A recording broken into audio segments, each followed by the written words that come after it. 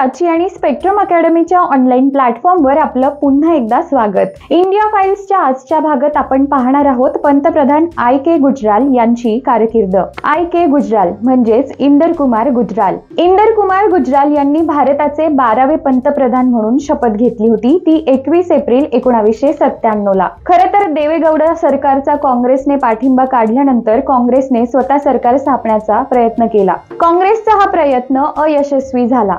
त्यावेळेस काँग्रेसने पुन्हा एकदा राष्ट्रीय आघाडीला पाठिंबा दिला। त्यावेळी मुलायम सिंग यादव आणि लालू प्रसाद यादव या दोन नेत्यांमध्ये पंतप्रधान पदाविषयी एकमत होऊ शकले नाही आणि इंदर कुमार गुजराल यांना पंतप्रधान पदाची ही संधी मिळाली। इंदर कुमार गुजराल यांनी इंदिरा गांधींच्या कार्यकाळात मंत्रिपदाची भूमिका बजावली होती। इंदर कुमार गुजराल हे एक उच्च शिक्षित नेते होते। त्यांनी MA, BCom, PhD आणि DLit सारख्या अनेक पदव्यांचं संपादन केलं होतं। इंदर कुमार गुजराल यांचा जन्म 4 डिसेंबर 1919 चा अखंड भारतातील झेलम या ठिकाणचा होता। त्यांचे आई वडील दोघेही स्वातंत्र्य सेनानी होते। एवढेच नव्हे तर अवघ्या 11व्या वर्षी I.K. गुजराल यांनी स्वतः स्वातंत्र्य लढ्यात भाग घेतला होता। फाळणीनंतर त्यांचं कुटुंब भारतात आलं। तत्पूर्वी भारत छोडो आंदोलनादरम्यान इंदर कुमार गुजराल यांना तुरुंगवास देखील भोगावा लागला होता। पंतप्रधान पदावर नियुक्ती होण्यापूर्वी 1996 च्या देवेगौडा सरकारमध्ये त्यांनी परराष्ट्र खाते देखील सांभाळलं होतं। त्याशिवाय जलसंपदा खात्याचा देखील अतिरिक्त भार त्यांच्यावर देण्यात आला होता।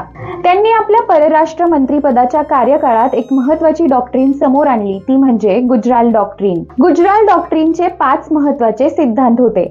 यातलं पहिलं म्हणजेच प्रत्येक दक्षिण आशियाई देशानं एकमेकांच्या अखंडतेचा आणि सार्वभौमत्वाचा आदर करावा। एकमेकांच्या अंतर्गत बाबींमध्ये हस्तक्षेप करू नये। एकमेकांमध्ये असलेले वादविवाद द्विपक्षीय चर्चेद्वारे सोडवण्यात यावे। याशिवाय दक्षिण आशियाई देशांनी आपल्या राष्ट्राचा किंवा आपल्या भूभागाचा वापर इतर कोणत्या देशाच्या हितासाठी होऊ देऊ नये। म्हणजेच दक्षिण आशियाई देशांनी एकमेकांविरोधात होणाऱ्या आक्रमणात मदत करावी किंवा त्यापासून दूर ठेवावं।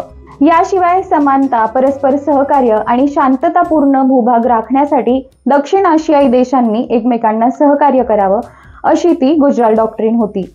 केवळ 1 वर्षाच्या पंतप्रधान पदाच्या कार्यकाळात गुजराल यांना अनेक राजकीय कसोट्यांना देखील सामोरं जावं लागलं होतं।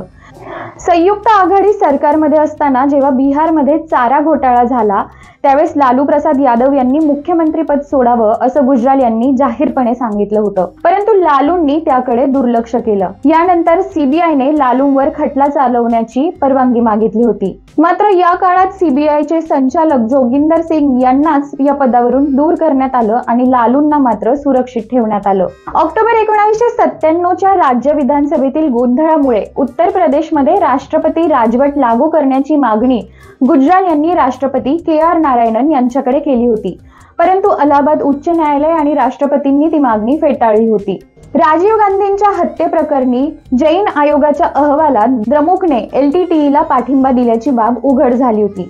यावेळी काँग्रेसचे नेते सीताराम केसरी यांनी द्रमुकच्या सदस्यांना संयुक्त आघाडी सरकारमधून काढून टाकावे असं सांगितलं होतं, परंतु गुजराल यांनी त्याला नकार दिला।